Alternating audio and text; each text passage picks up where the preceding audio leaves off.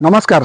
आज पवित्र गुरु पूर्णिमा आउ गुरु पूर्णिमा कौन पाई पालन करा जाए से कथा जानापी आम आसी पहुंची जगती पहाड़ उपरस्थ त्रिविक्रम देव बा जगन्नाथ मंदिर निकट में आठ बुझाबुझी करती विशेषत्व भितर आम जाना एवं किसी समाज को वार्ता दवा गुरु पूर्णिमा विषय आस सर आज दिन को गुरु पूर्णिमा बोली कौन पाई पालन करा जाए से विषय टी कहे।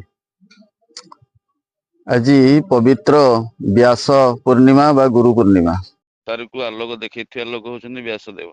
आज्ञा व्यासदेव होचंदी भगवान अवतार जो 24 अवतार भितर व्यासदेव अछंदी। आज्ञा हैला भगवान तो निजे आसंदिनी, भगवान गुरु रूप में संसार को आसंदी, ये दिग्दर्शन दियंती। व्यासदेव होचंदी हंस, तांको पुत्र होचंदी सुखदेव परमहंस। किंतु सुखदेव परमहंस जन्मरू तांको माया लगी जे बोली से सन्यास नहीं कि जन्म हो जंगल पलैले। किंतु व्यासदेवंकर भागवत जोड़े श्लोक तांको जीवन रे परिवर्तन आनीथिला, जे कि तांको महासमाधि उठेकी पुणी आनी तांकर शिष्यत्व देथिला। बुझिपेल। तेणु व्यासदेव जो अष्टादश पुराण लिखिछन्ति, 17 पुराण लिखिला परे व्यासदेव को माने अस्थिरता लगिला। तांको भगवान नारद को पठेले, जा व्यास को कहू जिते पुराण लिखिले किसी नहीं, भगवान लीला वर्णन न कले तार प्राप्ति माने संपूर्णता नहीं।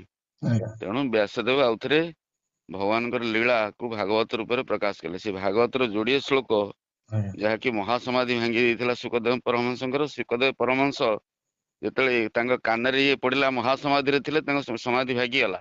भांगीगला परे सुखदेव पचारे जे यार रचयिता किए ना, यार रचयिता होचन तम बापा व्यासदेव। तेणु से उठिक आसी शिष्यत्व लाभ कले एवं विद्या ग्रहण कले। विद्या ग्रहण कला परे सी संसार रे ए शास्त्र भाष्याकार रूप में माने जतले परीक्षित महाराज 7 दिन आउथिला तक्षक दंशन करिवे बोली से सुनिले। से जाई नमिषार ने जतले पहुंचले, सेतिले सुखदेव परमहंस आसिकी तांकू भागवत शुणाइथिले।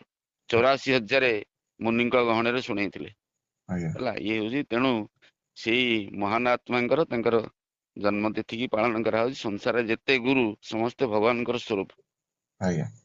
से व्यासदेव व्यास पूर्णिमा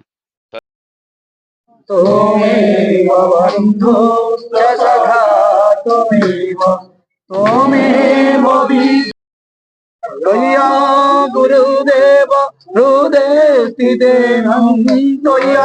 गुरुदेव हृदय